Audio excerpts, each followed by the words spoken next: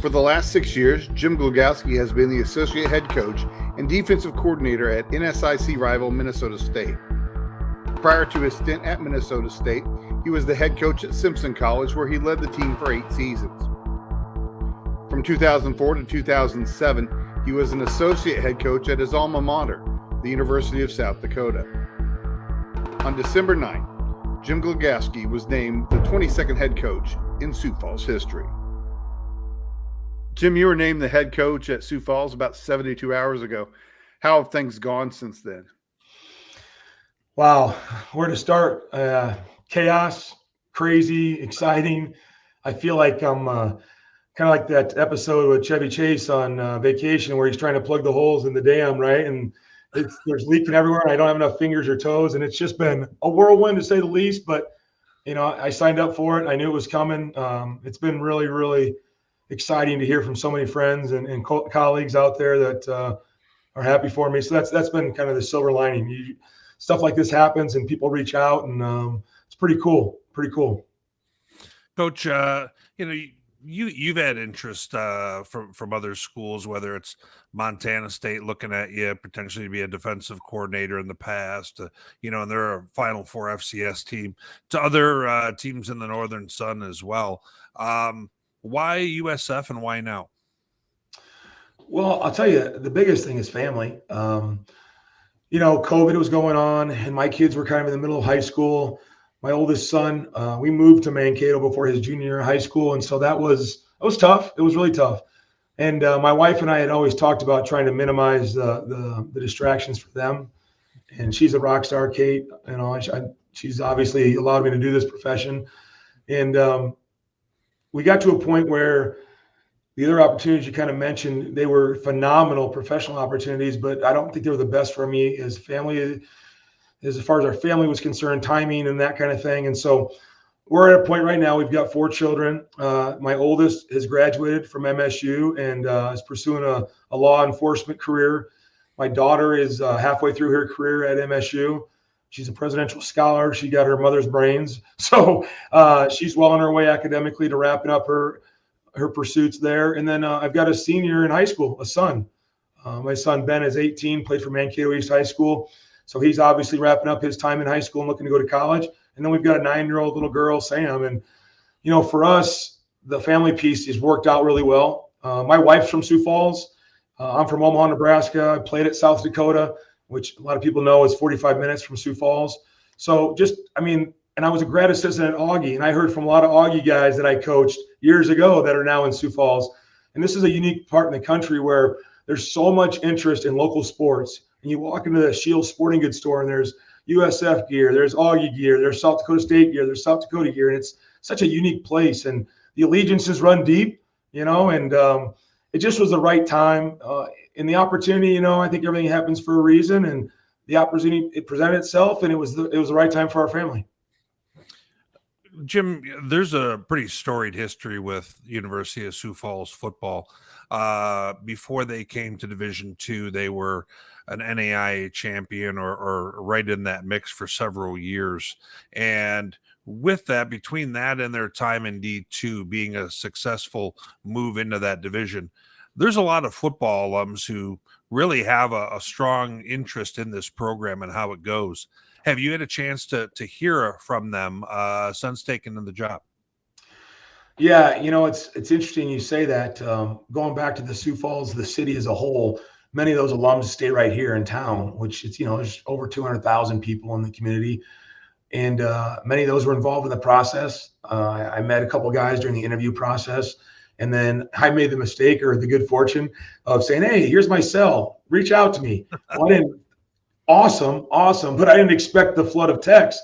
And then I tried to call every one of those guys back and have a conversation. And that was really enjoyable.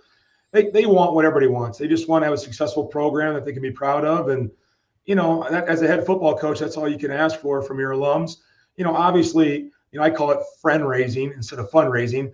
We obviously want their money, right? We need their money as an alum. USD wants my money. And now that I have the head job, it might be $100 instead of $50, right?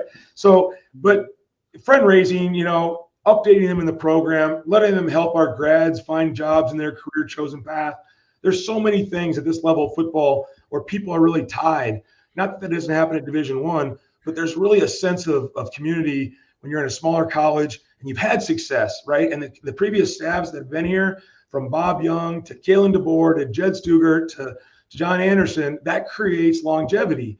And there's nothing better than going to a place, because there's no way one coach could coach all those generations. Right. And the one tie is success. And they're a proud tradition. There's a proud history here. And to me, the outpouring of congratulations, good luck, it was never about, well, you're not a USF guy. It was, you understand USF. And I do. Sure. I was 45 minutes down the road as I watched this program, transcend from an NAIA program to knocking off UND, right? Going up to beating UND. That was a big marker for this program. And then, of course, the success they've had at the Division II level. Ironically, the last time they were in the playoffs, they went out to Colorado School of Mines. Ironically, the last playoff game I had was Mines. And so it's an interesting parallel. Not that means anything, but just kind of a cool little, trivia question. But yeah, it's just been phenomenal. And I love the city. I didn't have to come check out the city and see if it was a place I wanted to live. That really helped. I knew what it was about, and we're really excited to be here. Well, you mentioned playing Colorado School of Mines. That was as the D coordinator at Minnesota State. And you were at Minnesota State for 6 years before you took this job. Obviously, you were in the 2019 championship game with the Mavericks. How will you remember MSU? It's ironic. Like you said, 6 football seasons, but technically 7 years because of COVID. Right. I'm going to remember the players. Like, I have all these rings, and they're awesome, and I'm grateful. But they're in a box. Like, I don't wear those around. The guys here, I'm not going to show it to them. It's the players that I was with, and I could go down the list of guys that are in the NFL. I'm watching the Lions yesterday, and I see Shane Zylstra catch a pass. Like, that's amazing. I mean, that guy ate lunch in the office next to me for 4 years, right? And a humble kid, a hard worker, and that's not even that. We played Northern State this year, and I had to watch 2 of my starting linebackers, Alex Gettle and Zach Robertson, stand on the sideline for Ryan Schlichty's Northern State Wolves. That was painful, right? And I gave those guys a hard time, for crying out loud. I was at those guys' weddings, right? And I'm like, what's going on? But that's the cool thing, and they should choose teammates over coaches. But I'd like to thank the relationships, all the guys that reached out to me. They're not mad, at least the guys that reached out. They were really happy for me, my family, and you got to figure the football season is one thing, but you forget about the barbecues, the weight room in the mornings, the guys in your office just hanging out in the spring. There's so much more to this job than what you did on third down. And I said this to several of the guys here at USF. Guys, we wanted to keep winning this season, not necessarily to win a national title. That's a byproduct of winning. But our kids didn't want to stop being together. Right. And football is really unique. Coach Hoffner always says this, the life cycle of a football team is about 340, 50, 60 days.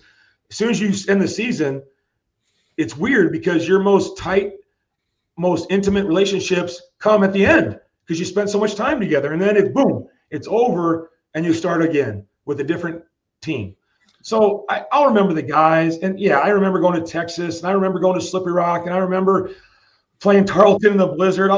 Many people will never forget that, especially the Tarleton folks, right? But, yeah, shout out to them because it's okay. They're not a D2 anymore. So that's right. I remember playing Midwestern State and Ferris State and Coach Anise. Those guys did a great job. And I don't know, I remember the games, but the kids and the relationships, my family grew up with those kids, right? My kids know those kids. My kid wears a silver chain because Jack Leas, the fantastic-looking young man with the flowing locks and the tattoos, introduced my son to the silver chain. I'll remember that stuff. I'll never forget. Jack showed him his chain. 2 days later, Ben's got a box from Amazon with some chain that he used my credit card to buy. He's like, "Sweet, Dad?" I'm like, "What?" Jack Leas has one. There you go. So don't think you don't make an impact on the guys around you. My kid idolized those kids.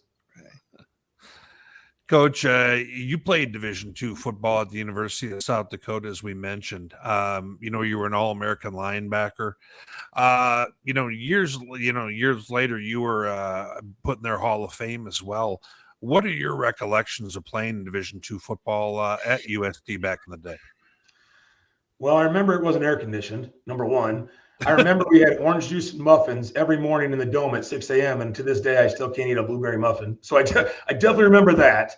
I remember the guy that opened the door for us every day, Lou, and he would check off our name on the security sheet.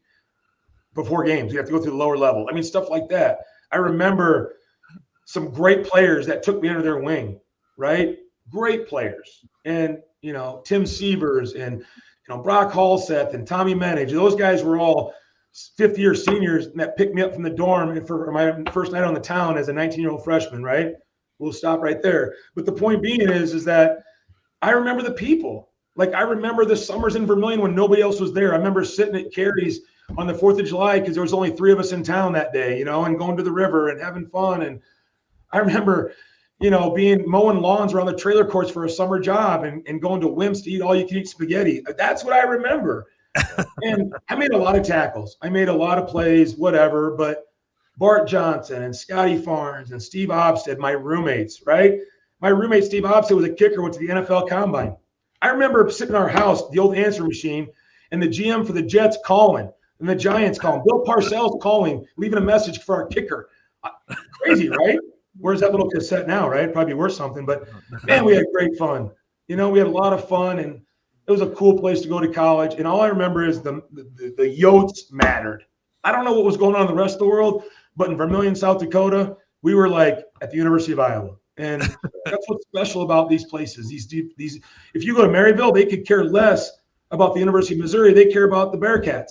And there's town after town after town in America that survives around these types of places, and the kids are accessible. At halftime of the Sioux Falls game this past fall, one of the kids' grandparents pulled me aside when I came on the field after halftime and asked me about the call last week, what a BS call it was. Conversation before my headset's back on. Do that at Kinnick or at Memorial Stadium or at GCF or whatever. I mean, it's awesome. And a guy that was kind of a mentor to me by the name of Scott Boswick at Northwest Missouri State. I remember having, a talk with him. We recruited against each other when he was at Northwest and I was at USD. He said, "Hey, Glo, big time's where you're at, man." That's right. And I think they've kind of coined that phrase down there. And what a great man he was. And yeah, but did you think Nebraska and Oklahoma hang out like USD and Northwest did? Probably not, or probably, but right. I remember calling him and asking him how to stop teams in the playoffs that they faced, West Texas A&M. And we went down there and we did not stop West Texas A&M. Long ride home. And I'll never forget, we had Mick Gary from the Argus Leader on the bus with us to West Texas, about 4 a.m, rolling through some dust tumbleweed town. And he leans over and he goes, "Hey, Glo, you mind if we do an article? I think this has got some bite to it. What's a defensive coordinator think about after getting up 55 points in the first game of the year?" And he wrote, I still have it. He started the article by saying, I made the comment that when I get home, my kid and my dog don't care we give up 55 in West Texas. That's true. Right. We all have families, and sometimes bigger checks mean bigger problems. Well, I came in late on a story that you were telling the day of your presser regarding you having a kind of like a tryout pro day type thing. You know what? I wish I would have heard more of it, but now I guess I'm probably going to get an opportunity to. Tell us a little bit about how much you impressed some pro scouts. Well, first of all, the whole thing started because one of the gentlemen at the press conference is now an exercise science professor at USF. Well, back in 1997, he was starting one of the first speed training schools with the overextended treadmills and high tempo running and that type of stuff. Well, my friend Dave Bush, who played center at USD, was now the center for the Barnstormers for Kurt Warner. All right. So as the story goes, he hooked me up with the NFL professional tryout, whatever you want to call it. It was basically a workout with the Barnstormers. At that time, that was a big deal. So I get in my car. I'm going down there for working out. Well, before I went down to work out, I was like, you know what? I'm 5'10", I'm 217, 5 flat 40. I got to get faster. And this is like maybe 3 weeks before the tryout. So there's this new speed training. Well, and then, they're billing in the paper how they get everybody faster. So I'm like, well, I'll just go up there and train for a few weeks and I'll probably run a 4.6. Well, first of all, I walked up there and I had like $126 in my pocket. And I'm like, throw it on the table. How many workouts can I get for this? And the gentleman that I saw on Friday was at the desk and he's like, what are you doing? I go, well, I'm trying to make the NFL. He's like, you have an NFL tryout? I'm like, well, no, it's the Barnstormers, but pretty much the same thing, right? They're going to pay me to play. And he's like, well, for $126, yeah, I'll work you out 6 times. Deal. So I did like 3 workouts a week for 2 weeks, got in the car, my 88 Dodge Daytona hatchback, and drove down to Ankeny, Iowa to their sports bubble. and I'm going to impress John Gregory. First thing he does is I had no pads on. They were in the middle of practice. So I can't remember the guy's last name, but it was Bobby something, and he played at UCLA. He was like 6'4", 250, monster. Well, back in the days, the indoor football league or arena league, they used to play both ways. They were Ironman, they were called. They give the Ironman award. And Bobby was the Ironman fullback, jack linebacker, whatever they called it. And I'm doing drills with him. Now imagine this 6'4" guy from UCLA in pads, full pads, and me in my USD, snug gray sweat shorts you can imagine back in the day, and a cutoff shirt that said a coyote paw. And I'm in drills with these guys. So I do a couple of drills. I'm nervous. I stumble over the bag, and legendary coach John Gregory pulls me aside. He said, "All right, let's get you time, kid." He goes, "Go run 40 yards." And they stepped it off. It wasn't Marklings. It was indoor soccer center. We were practicing it. So it looked about 40 yards. So I run it. He goes, "Oh, hold on. Let me get my stopwatch." He takes off his Iron Man stopwatch and goes like this and says, "Go." Long story short, I didn't run very fast. He pulls me aside. He says, "Hey, kid, I'll tell you what. I love your energy. I love the fact that you want to do this, but there's a young lady out front. She'll validate your parking. It's time for you to coach high school football." And I was like, wow, that was the end of my NFL career. You might say it ended before it ever started. And that was it. And there's a gentleman by the name of Jim Sorensen. He was the student teacher he hosted me as a student teacher at Beersford High School, the Watchdogs. And that's a great name, the Beersford Watchdogs. Matt, you know where that's at? Yep. And Jim Sorensen, after 10 weeks of student teaching, a week before graduation, he pulls me aside and he says, Jim, he goes, "I just don't think this is for you." And I'm like going to break out in a sweat. My mom, she already mailed out the invitations for graduation and the party. And I'm like, "You're not going to pass me?" He goes, No, you're going to pass. You're going to graduate, but you shouldn't be a high school teacher because you just want to coach football. And this teaching thing's like your secondary concern. He goes, "You need to go be a GA." And he explained what a GA was. And thank God Mike Friedel and Jim Heinitz at Augustana College took a chance on me. And I guess the rest is history. That's great. Right. So the failed tryout, and then that led me to finish my student teaching. It was a rough 2 months for the Glow Man back in the day. and I became a GA, and 6 months later, I got married on a Friday or Saturday. The following Friday, we loaded up my father-in-law's horse trailer and moved every box we had to Meadville, Pennsylvania, and I started coaching sight unseen. Right. So, at the beginning, I mentioned that you have had a few stops. Not a ridiculous amount, but you've had a few stops, and obviously you're going to pick up some things over the years. What are your philosophies, both offense and defense? Yeah, and I'd be remiss if I didn't mention Jim Heinitz, who hired me, the first head coach at Augie. Then I went out and coached for Blair Robot at Allegheny College, who was the wing T offensive coordinator at South Dakota. That's the connection there. Right. After that, I went to work for Malin Luke, another wing T guy. For a while there, I thought I was never going to see a forward pass after those two stops. And then I went back to work for Blair, and Blair then left. A new coach came in named Mark Matlack. Mark would always talk about this guy named Chip, the offensive coordinator, worked with at the University of New Hampshire, Chip Kelly. And so that's where I first got exposed to the RPO and what that was back in 1999 or something like that. And then I got the call to go home to South Dakota and worked for Ed Meyercourt, a legend in his own mind, right? Easy Ed. Yeah. And after working for Ed, I went and became a head coach, then back for Todd Hoffner, a guy who taught me a lot, and now here I am. So a lot of different influences, a lot of guys. I could probably pick up the phone and call any of those guys right now, and they would answer. But what I learned offensively, defensively, and special teams is the old, KISS. Keep it simple, silly, right? And the idea being that the kids, it's not about what I know, it's what the kids know. And I'm not trying to outsmart the guy across the field. And more, I realized that at Mankato, because we always had really good talent. But talent isn't any good if it doesn't play together. And we went 6-5 and had to really refocus how we were playing. I simplified it. And then we were struggling this year. And I had a player meeting come over to my house, sat down with him, and he did a phenomenal job of expressing to me why he was frustrated. And I had to check my ego and say, okay, came back in the next week, went on a tear. I started being more specific about this teachings, and I assumed they knew everything, and we got better. And the kids have to believe in themselves. They have to know that I believe in them. And as the old saying goes, they don't care how much you know until they know how much you care. That's absolutely right. It's so true. And I think I'm a player's coach. Coach Friedel was my mentor. That guy probably wouldn't have gone to South Dakota and stayed there because they were going to have to get on a plane, and he was a Cowboy through and through. He was a bus only guy, and he told me, he wouldn't out scheme anybody, but we'd have done anything for that man. We would have ran through the wall twice. And I guess I just always taken that.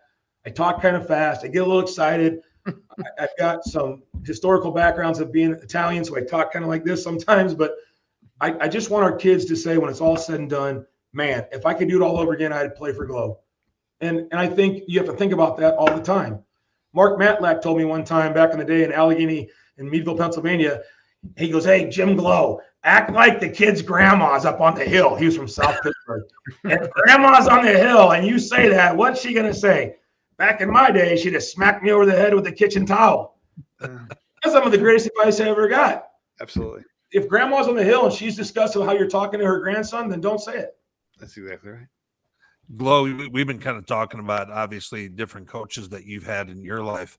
How about for you hiring your own staff? How does that process going to go here? And, when should Cougar fans expect to start seeing some names coming out and so forth? Well, hopefully this week. Obviously there's background checks and all that, but I have offered out both coordinator positions. And, as fast as I was able to pull the trigger, it's not always so fast for assistants, right? And let's face it, we're not making a killing on this.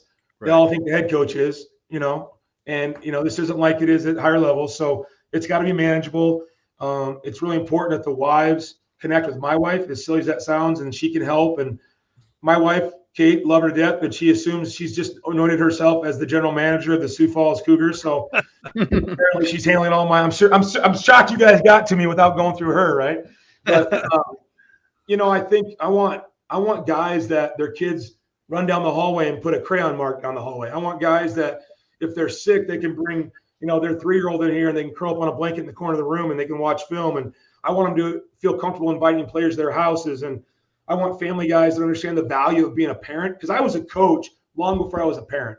Now that I'm a husband and a parent and a father with kids that are 18, 20, 22, and 9, I'm a better coach. Absolutely. And I think that at the end of the day, your family comes first, right? And then the players, but they've got to bleed together. And when coaching staffs that I've been around were really good, we spent things. I can't tell you how many Thanksgivings I spent at Coach Hoffner's house. It's pretty cool. Cooking dinner together, and then we watch football and practice in the morning. There's nothing like Thanksgiving practice. I mean, I dang near spent Christmas with them one year, but when you go into hotels and the Christmas trees are up like they were in Colorado for us, it's a pretty special time of year, and pretty unique. It's settled in the field, but I want a staff that cares more about the location and the people than they do about the money. And I understand the money is important, right? But I keep telling there's no state income tax in South Dakota, so that's at Jim Glogowski if you're a good coach out there. And no, just at the end of the day, you just want good people. I want guys that I want to spend my New Year's with. You know what I mean? Like, I'm sure Brandon, you and Matt, there's certain people that they call you up and you're like, well, yeah, I might be available. And someone else calls and like, yeah, where are we going? What time? I want the guys that I want to go, yeah, where are we going? What time? I don't want guys that are like, well, if the kids are done with their stuff, I'll be out. Right. No, that's not what I want. I think you can, new age, you can work from home a little bit more. I'm not old school. I always used to think about Steve Spurrier when he'd talk about how much he golfed. And there's, at Simpson College, I worked harder than I ever have and went 37 and 43. Yep. At Mankato, I was walking out of the office at 7 o'clock on a Sunday night, walking in at noon, and we won a lot of games. It's dudes. It's not coaches. Well, speaking of dudes, you've got a roster there that you have to deal with. You've also have some players who, looked like maybe we're a little skittish about the situation, entered the transfer portal. Players still are in that portal. What do you say to them? Because I'm sure you'd love to have all, if not most of them, back. Yeah, that's a great question. It's a unique time right now because you're high on your staff. You're trying to recruit high school kids. Of course, you need some transfers anywhere to plug in the gaps this semester. And now this portal thing. And it's so overwhelming because, number one, there's so many kids. And everyone's leaving for a reason. Nobody's just having a great time and love it. And I think I'll just leave. That's not how it works usually. And quite frankly, here's what I said to him, Brandon.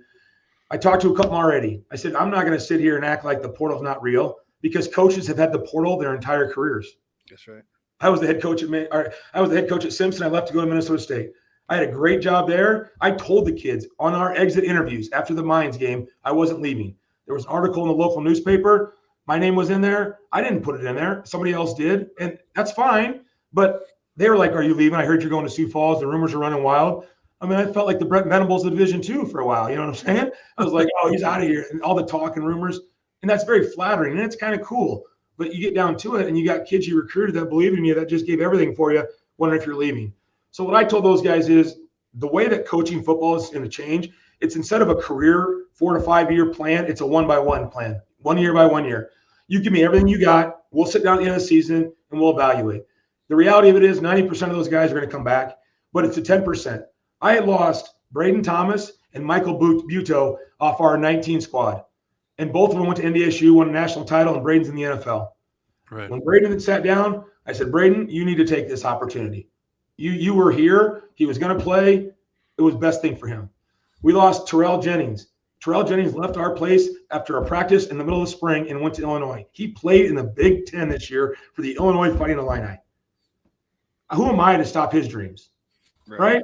I'll counsel them if they want it, but I'm gonna make our kids understand that this is the best option, because the way I treat them, to save a kid from the portal at the end when he goes in, it's too late. It's too late. You should have done a better job when you recruited them, how you treated them. And if they don't like your environment and it's the best environment you can provide, so be it. I had a couple of tough conversations today. I told the one young man, I said, listen, you can go down here and play for those guys. They want you. They want you to fill a gap. I need you. You're going to be a senior. These kids need you. And if you want to go to the NFL and the scout comes in, what should I say? I'll be honest. Number one, I don't know anything about him. He never played for me. But I'll tell him, number two, honestly, you know what? When things got tough, he left. That's truth. Right. Yep. And be real with these kids. And I took him back. He was like, whoa, coach, what's up? I'm like, is that any part of that a lie? Well, right. well, I go, you jumped in the portal as soon as the guy left. Right. Because you got anxious. And I understand that. But do you understand the consequences of your actions? We all understand if you take something that's not yours, it's stealing, right? That's right. simple. Kindergarten stuff. But this is the next level. Your actions say so much more than your words. So that's what I would say. And I don't know if that's the right answer, but it's real, it's genuine, and just being honest with them. I want to follow up with a question, and this is kind of off topic to your taking the position there. But, you know, how often I see two sides to that portal issue. One is they might get a much better financial situation by transferring, you know, because Division II is a partial scholarship model. They might get a full ride somewhere. Having said that, with many of them, they're just going to be depth and might not see the field as much as they think they would. They're certainly not going to be the star that they were. A great player left last year and played in like 10 of 12 games, but only had like 10 tackles on the season and 1 sack. And this was an All-American type player. So I think that, you know, those are, and I think you would agree that those are both things that players have to consider in the portal. Well, let's go back a couple years ago. Gabe Watson, a USF Cougar, heck of a player. Wow, Texas. I think he got caught up in a change of coaches, and I don't know how much he ever played, but he didn't win the Heisman. I get that, and he could have won the Harlan Hill. Right. So big time is where you're at. Come back to that again. Big time is where you're at. And what I think is what we've lost touch of a little bit, and I know I'm on my soapbox, but college football was intended to have an experience to prepare you for the next 40 years. That's what it was for. And it's crazy. Guys maybe turn down the NFL draft early because they can make more money guaranteed in an NIL deal. Right. We had NILs at Mankato.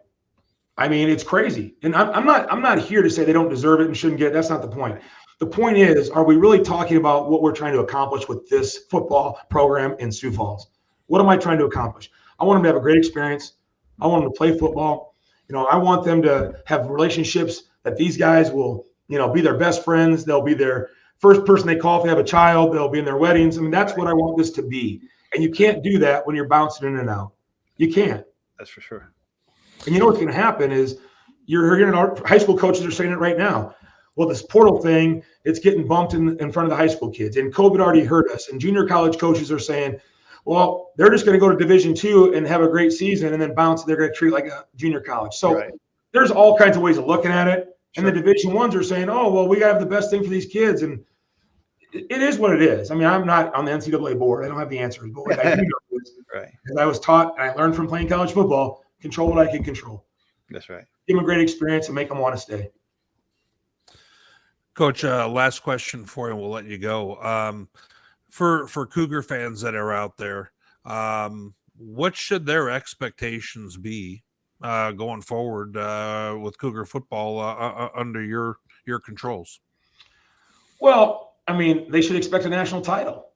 And I don't mean that to sound silly, but that was our expectation at Minnesota State. I mean, let's shoot for the stars, you know? And I think my high school coach, Gene Sewer, I got to give a shout out to him, legendary coach in Nebraska, made me more of a man than I probably realized at the time. You know, he used to, Jimmy, he'd say, Jimmy, don't go to that Nebraska camp. You're just going to embarrass yourself. You're not going to run fast enough. They're not going to recruit you. But he was honest. And as a kid, I was like, I can't believe you're not pumping my tires. Well, he was just being real. I was like 5'40". Should have played at South Dakota at the time. Lucky I played at South Dakota. Probably wouldn't take me now, right? So, he used to always talk about the stars and the moon. Shoot for the moon, land in the stars. Put your goals. If your goals aren't higher than you can easily attain, it's not high enough, right? Now, are we going to win a national title? I hope so. I want to, and we're going to prepare like we are. But if you don't win game 1 and don't win game 2 and win games 3 through 11, you're going to be like we were, 9-2 on the road playing an elevation in Colorado. Mm-hmm. So game 1 is just as important as game 11. And Coach Hoffner, I learned a lot from him. 1-0, 1-0, 1-0. And it gets old and boring. You know who else says that? Nick Saban. It gets old and boring. It's the process. It's cliche, but it's cliche. I always tell our players, like it's a cliche because it's true, right? That's why they're called cliches. And they should expect a football team that is having fun playing the game. They should expect a football team that's aggressive, that's, between the whistles, they're violent and they're aggressive and they're physical. And we're going to run the football. We have to run the football when they know we're going to run the football. In this type of weather, we get up here this time of year, you can't whip it around 40 times a game. But we're going to be play action based. We're going to force people to pack the box, take our shots deep. I want to be big on the perimeter. So we have big body guys. I think those guys are, as a defensive coordinator, all the things that I despise, I want to do. We're going to cheat like everybody else and send the offensive tackle 4 or 5 yards downfield and then throw it, right? Every time I bring that up, they call me a baby. All of a sudden, you're taught to play by the rules. Then all of a sudden, you get to college football, and you're a baby if you complain because the guy's 10 yards downfield on the throw. I made a comment to one of these. I'm not going to say what the crew was from. It was in the playoff game. I said, that's intentional grounding. Look at that guy. He was 12 yards down the field. And you know what the ref said? Coach, the quarterback's just throwing it away. I'm like, what? That's the whole idea of intentionally grounding the football. Illegal man downfield. He can't go down there. So whatever. The point is that we have to be dynamic, but we don't want to outsmart ourselves. I'm a big trade shift in motion guy. Not so much if a defense like us at Minnesota State, we didn't really adjust to it. We had left and right. But if you find a team that sets their defense to a tight end, we're going to trade shift in motion all day long, make you reassess. Because when kids have doubt, they slow their feet down. And when their feet slow down, they're not playing fast. So I want to create indecision. On defense, we're going to be a 4-down front. We're going to be quarters-based. I'm a big believer in crush. People laugh. I did some videos on it. I was really bored during COVID. I'll give a shout-out to Coach Rich down at Northwest Missouri State. After the 2016 season, we struggled to stop the run. And we were playing a triple option team. And they had just hammered Harding in the playoffs. You guys probably remember that. And I called up Rich, and I'm like, Rich, can we come down? I need to talk to you. You did a great job topping the triple option. We play a triple. Mary had just implemented the triple option, and I hadn't defended it in a long time. And so we go down there, and Rich Wright and those guys are awesome. Coach Boswick, Coach Clayton are awesome dudes. I mean, you talk about a guy who's humble. I actually reached out to him the night before the national title game and said, Coach, I wouldn't be here if it wasn't for you. I'm a really humble dude, awesome guy. But anyways, we learned how to stop the triple and what they were doing up front, schematically, whatever you want to call it. And we kind of indoctrinated that. Now, we're not the same on the back end. They were a little bit more one high and man. We wanted to be a little bit more quarters based, but we kind of took that philosophy. And if it's not for Rich Wright, I'm not sitting here today. How about that? It's crazy, right? But football is a game of ideas and sharing. And, it's funny. The last couple of years, he hasn't been as receptive, but no, no, Rich is awesome. I got a text from Chad Boswick. Glow, congrats. And maybe it's just the moniker Glow or whatever, or maybe it's because I seem to be outgoing or whatever. But man, I had so many buddies in the coaching profession. Nearly every single head coach in the NSIC reached out to me and said, congrats. I had lengthy conversations with a couple of them. I just want to I want to be able to play hard between the whistles, and afterwards, let's shake hands and congratulate each other. And, but I don't want a team that beats themselves with penalties. I don't want a team that disregards the rules. And, you get a late hit going out of bounds. I can understand that. I tried really hard not to yell at a kid during a game because you never know. Right. I was livid against Mines when our defensive end late hit the quarterback. I watched the film, and Matoka never even hit the ground. Now, sour grapes, but I don't. And Matoka just kind of did this, and so I watched the NFL game, and guys are hitting the quarterbacks like this. So you got to give the kids benefit out. But you blast a dude, out of bounds in the bench. We're not having that. And we're not. I don't want to see first down and taunting the guy. As long as you're going to go, yep, that was me. I dropped the touchdown. Yep, that was me. I caught the game. Nobody does that, guys. If they're all ready to go first down, but the first time Featherstone drops his hands, he never says, yep, that was me. Right? Absolutely. You want to do that? Fine. Then make sure you're the first guy that stands up and says it was my fault in front of the media. They don't want that. So we're not going to do this stuff and whatever. And plus, as a defensive guy, offensive guys don't care when they get a celebration penalty because they don't have to go back out on the field and defend a short field. Right. So, trying to defend more or less. Come on, man. Anyway, Jim, this has been a great interview. We appreciate you being here with us. We'll wrap it up here. That's Jim Glogowski, the head coach at the University of Sioux Falls. Good luck this year. Go Cougars.